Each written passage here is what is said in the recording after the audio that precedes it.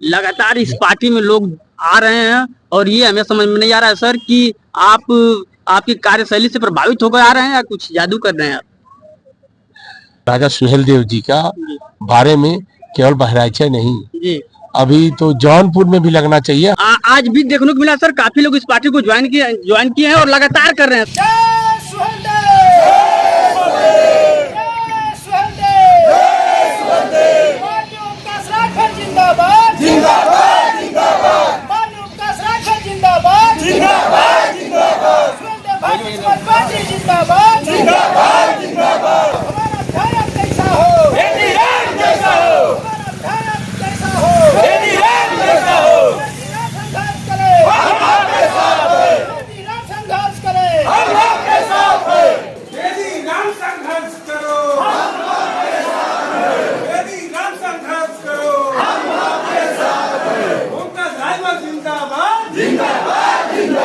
नमस्कार, मैं हूं अरविंद और आज हमारी उपस्थिति है विधानसभा जखनिया माननीय बेदी राम जी के कार्यालय पर। साथियों, आपको दिख रहा होगा फ्रेम में, और विधायक जी हैं, अभी कहीं विधानसभा में कहीं भ्रमण के लिए जा रहे हैं। आइए इनसे बातें करते हैं। आज काफी लोग इस पार्टी में ज्वाइन किए हैं। जी, सबसे पहले स्वागत है।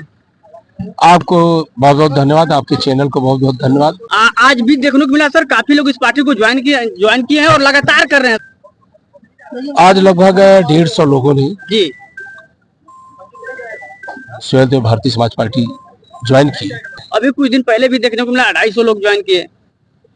इस तरह ये आज चौथी बार है जी जो ज्वाइन कर रहे हैं, आज चौथी बार है। और आज पदाधिकारी बनाया गया जी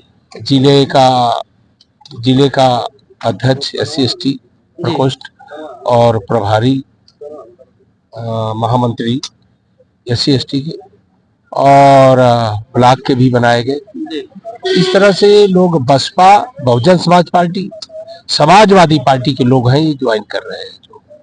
और ये लोग ये कार्यों से और नीतियों से, हमारे राष्ट्रीय नेता के कार्यों से और इससे नीतियों से प्रभावित होकर आज भी ज्वाइन किए, इसके पहले भी ज्वाइन किए हैं। ये आज जो लोग भी ज्वाइन किए सर, वो किस समाज के थे? अभी मैंने बताया है कि चमार भी थे जी, और उसमें धरिकार भी थे जी, चौहान भी थे, और कहार भी थे। लगातार इस पार्टी में लोग आ रहे हैं और ये हमें समझ में नहीं आ रहा है सर कि आपकी कार्यशैली से प्रभावित होकर आ रहे हैं या कुछ जादू कर रहे हैं आप। जादू का हमारे नेता माननीय ओम प्रकाश राजभर जी के नीतियों से, कार्यों से, लेकिन पहले भी यहाँ पे विधायक रह चुके हैं, जो अति दलित हैं जी, जो वंचित समाज है जी, आप बताइए, ऐसे जातियों का नाम विधानसभा में उठाते हैं, उनके मुद्दों को नाम लेते हैं। आज तक किसी ने विधानसभा में, बाहर तो भले नाम लिया हो, लेकिन जहां विधानसभा में किसी ने नाम नहीं लिया, जहां से हक और अधिकार मिलता है। लेकिन हमारा सवाल ये है सर कि लगातार दूसरी बार सुभाष की सरकार है इस विधानसभा में, और ऐसा देखने को पहली बार मिल रहा है कि लगातार इस पार्टी में लोग ज्वाइन हो रहे हैं।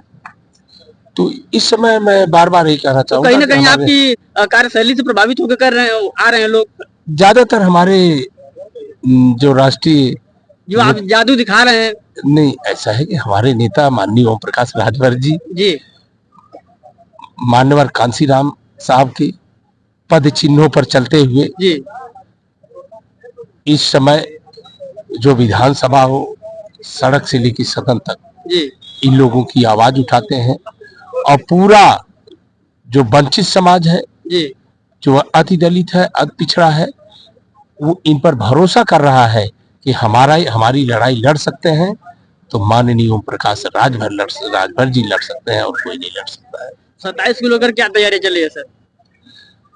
27 के लिए हम लोग तो लगातार चुनाव के लिए तैयार रहते हैं जी। आप देख रहे हैं कि अभी चुनाव बिहार में भी होने जा रहा है।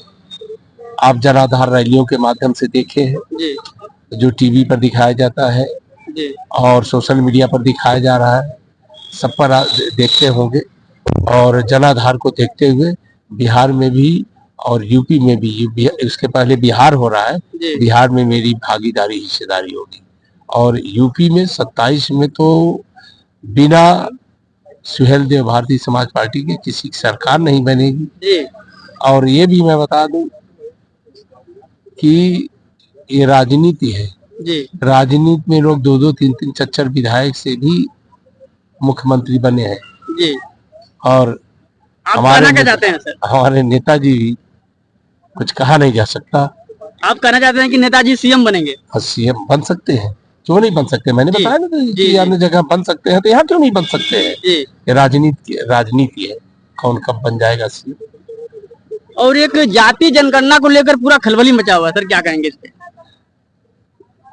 जाति जनगणना के लिए हमारे नेता माननीय ओम प्रकाश राजभर जी 2002 से ही जाति जनगणना के लिए आप देखते हैं रैली के माध्यम से हर जगह वो मीडिया में कहते रहते थे कि जातिवार जनगणना होना चाहिए। और जात यहाँ तक कि उन्होंने माननीय अमित शाह जी से, माननीय प्रधानमंत्री जी से इसके लिए कई बार मिले और उनको कहे कि ये जातिवार जनगणना होना चाहिए। और आप देख रहे हैं कि इस समय जो लोग सत्ता में थे कभी जनगणना का नाम ही नहीं इस सवाल को उठा रहे हैं कि हमने भी इसकी आवाज उठाई थी। वही मैं बता रहा हूँ कि ये आवाज उठा रहे हैं, आवाज उठाने की बात कर रहे हैं। जब सत्ता में थे तो उस समय ख्याल नहीं आया कि जातिवार जनगणना होना चाहिए। अरे धन्य कहे मोदी जी को, और जो जनगणना उनका स्वागत करें, वो जातिवार जनगणना चालू कराने जा रहे हैं। और इसके पहले भी सरकारें थी, आप देख रहे हैं। जो लोग ये कह रहे हैं कि हमने भी कहा था, श्रेय ले रहे हैं, तो उनकी सरकार थी, क्यों नहीं जातिवार जनगणना करा दी? मैं जो पार्टियों का नाम आप जान ही रहे हैं कौन कौन पार्टी थी, सब मिलजुल के सरकार बनाए थे, फिर भी जातिवार जनगणना नहीं कराए। अरे सपा भी केंद्र में सत्ता में थी, कांग्रेस थी, सब थे, उस समय क्यों नहीं करा दिए? उस समय जातिवार जनगणना करा दिए होते। जब ये सत्ता से बाहर होते हैं तब ख्याल आता है इनको, जब सत्ता में रहते हैं तब इनको ख्याल नहीं आता ये सब कार्य। जाति जनगणना से किस समाज को फायदा होगा और ये किस लिए कराया जाए? नेताजी का ये उद्देश्य मतलब किस लिए कराया जाना चाहिए? जातिवार जनगणना जैसे जातियां हैं, किसी की, हमारे नेताजी कहते हैं जिसकी जितनी संख्या भारी, कांसी राम साहब जी भी कहते थे, माननीय ओम प्रकाश राजभर जी भी कहते हैं, जिसकी जितनी संख्या भारी उसकी उतनी हिस्सेदारी। इसी से आप समझ जाइए कि जब जनगणना हो जाएगी तो हम कितने हैं संख्या में, उसी के अनुसार सबको भागीदारी मिलेगी।